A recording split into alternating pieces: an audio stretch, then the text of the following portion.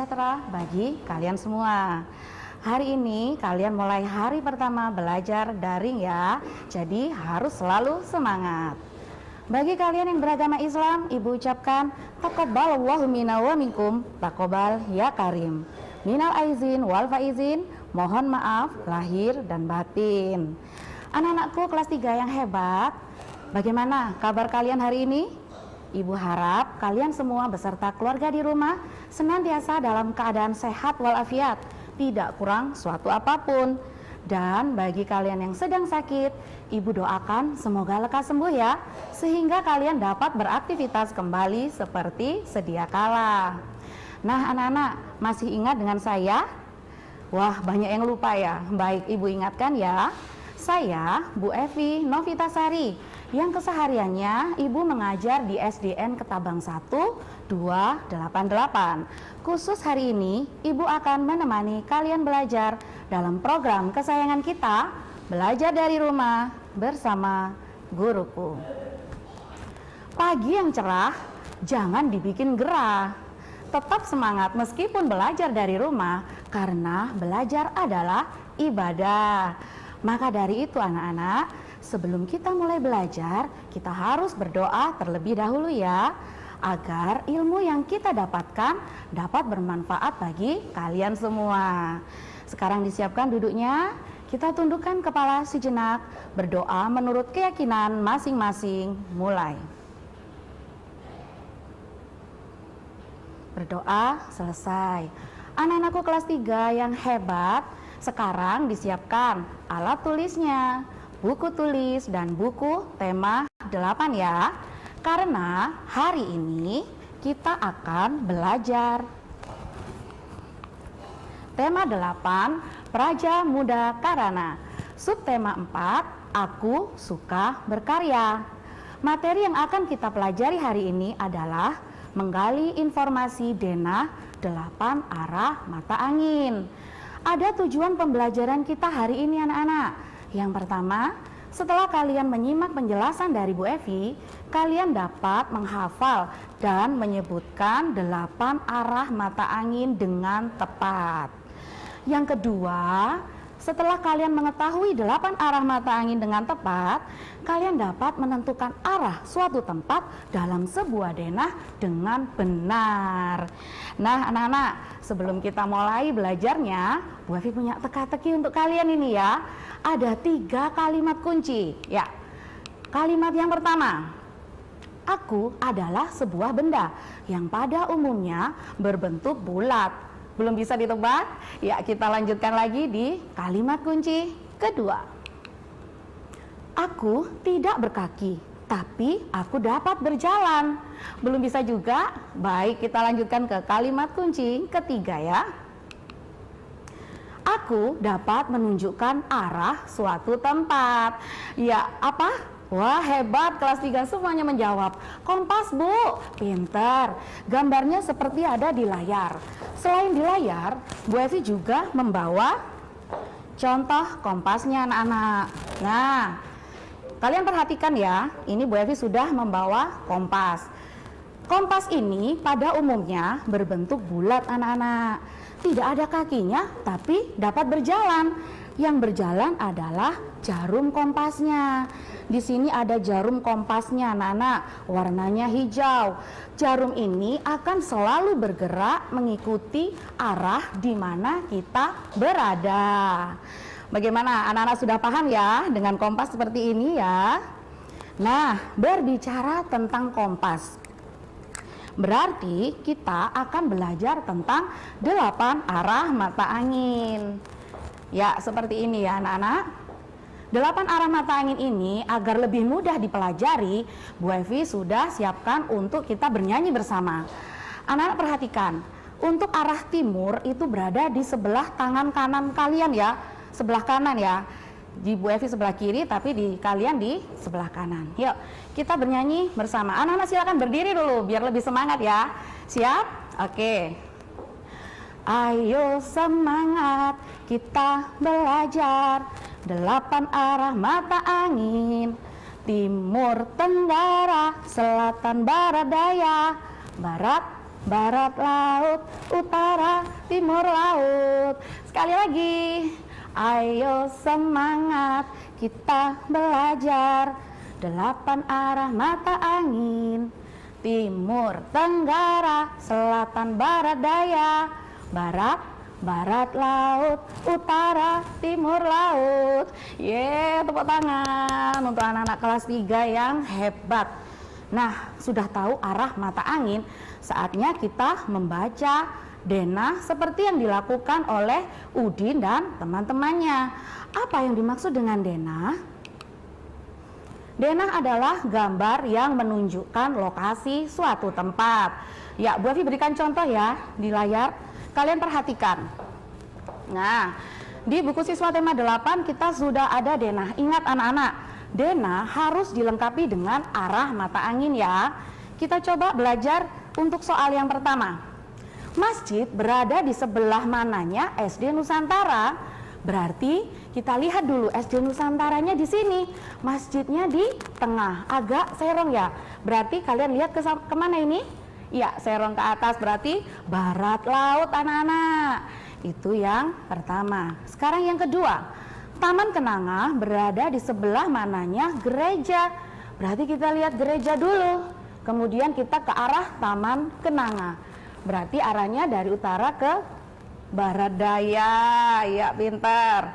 Lanjut di nomor 3, SD Nusantara berada di sebelah mananya Taman Kenanga. Kita lihat Taman Kenanga, kemudian lurus ke kanan. Di tangan kanan kalian ada arah apa tadi? Iya, benar, arah timur. Lanjut di nomor 4, gereja berada di sebelah mananya pos ronda. Ini ada pos ronda, gerejanya lurus ke atas. Di atas ada arah apa?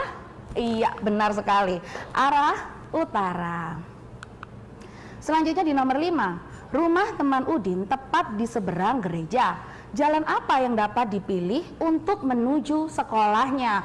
Seberang gereja, ini gereja. Berarti rumah teman Udin di sini anak-anak. Mau ke sekolah SD Nusantara harus lewat apa? Iya, benar, lewat Jalan Dahlia. Nah, anak-anak, mudah ya belajar denah. Kita akan lanjutkan materi berikutnya setelah pesan-pesan berikut ini. Jangan kemana-mana ya, tetap dalam program kesayangan kita, Belajar dari Rumah bersama Guruku. Hai anak-anak kelas 3 yang hebat, kembali lagi bersama Bu Evi dalam program kesayangan kita, Belajar dari Rumah bersama Guruku. Nah anak-anak, untuk memantapkan hafalan atau kalian dapat menyebutkan dengan baik 8 arah mata angin, kita ulangi lagi lagunya ya. Siap? Yuk boleh berdiri lagi biar lebih semangat ya, karena hari pertama ini kalian belajar ini ya.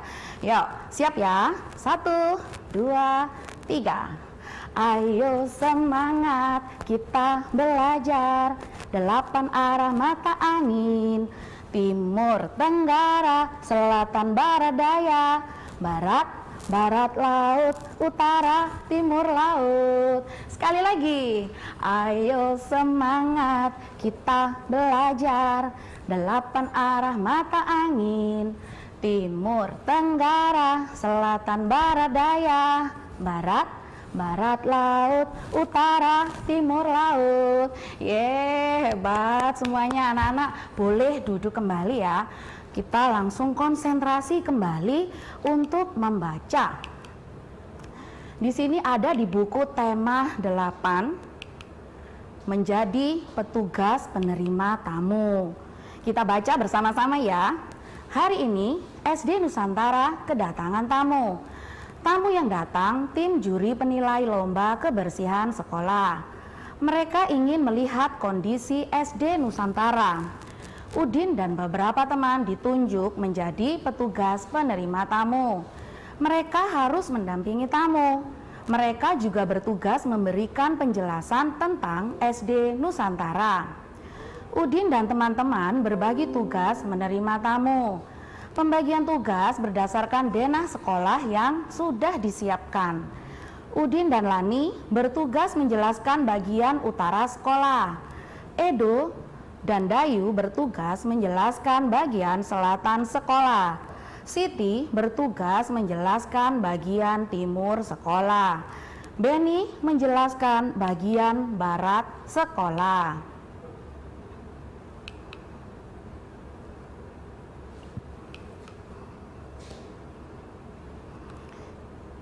Selanjutnya,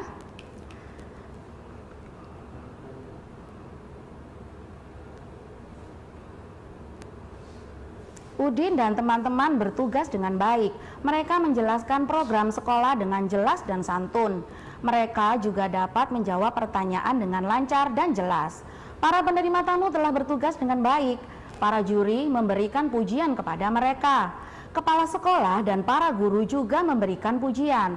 Semua anak-anak senang dan bersemangat mengerjakan tugasnya. Nah, ini adalah contoh Dena yang digunakan oleh Udin dan teman-temannya ya, anak-anak ya. Nah, sekarang kita mencoba untuk menjawab pertanyaannya. Yang pertama, sebutkan bagian sekolah yang dijelaskan oleh Udin dan Lani. Apa? Wah, pinter, mahir menjawab bagian utara sekolah, Bu. Iya, pinter. Yang kedua, sebutkan bagian sekolah yang dijelaskan oleh Edo dan Dayu. Bagian selatan sekolah. Iya, benar anak-anak. Kemudian yang ketiga, sebutkan bagian sekolah yang dijelaskan oleh Siti. Iya, bagian timur sekolah. Yang keempat, sebutkan bagian sekolah yang dijelaskan oleh Benny. Ya, bagian barat sekolah. Dan yang terakhir, siapakah yang paling banyak bertugas menjelaskan? Edo dan Dayu. Bagaimana cara kamu mengetahuinya? Ya, diketahui dari terlihat pada Dena bahwa bagian selatan sekolahnya itu terlalu banyak ruangannya, sehingga banyak yang harus dijelaskan oleh Edo dan Dayu. Nah, agak susah ya.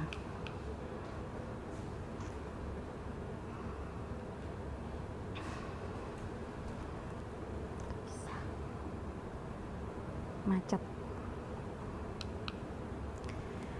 Itu tadi adalah bentuk bacaan anak-anak. Bacaan itu terdiri dari beberapa paragraf. Nah, paragraf adalah susunan beberapa kalimat yang mengandung pikiran pokok. Pikiran pokok adalah ide utama dari sebuah paragraf. Sekarang kita berlatih membuat karangan ya.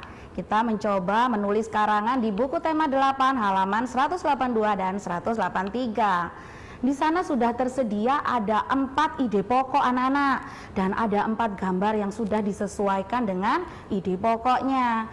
Sekarang dari ide pokok ini langsung kita salin saja. Yuk kita coba ide pokok yang pertama. Langsung kita tulis, kita salin.